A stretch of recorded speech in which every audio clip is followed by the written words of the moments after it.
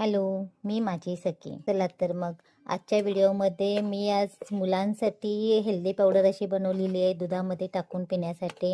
म्हटलं चला हा व्हिडिओ तुमच्यासोबत पण शेअर करूया. त्यासाठी मी काय घेतलेलं आहे, इकडे काजू घेतलेले आहेत, बदाम घेतलेले आहेत, हे भाजलेले चणे घेतलेले आहेत, इकडे खारीक पावडर घेतलेले आहे, अक्रोड घेतलेले आहेत, मखाने घेतलेले आहेत.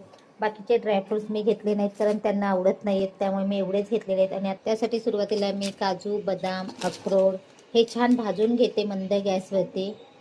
आता माझी मुलं कसं रेग्युलर हे ड्रायफ्रूट्स खातात, त्यामुळे त्या ड्रायफ्रूटचीच मी आता प्रोटीन पावडर तयार करणार आहे.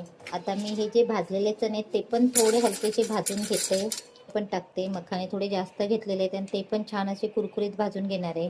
आता लगेच मी हलकंसं खारीक पावडर पण गरम करून घेते. छान असे ड्रायफ्रूट्स भाजून झालेले आहेत. आता ह्यांना मी थोडंसं थंड होऊन देते आणि नंतरच सगळं मिक्सरला मी बारीक करून घेणार आहे ही पावडर.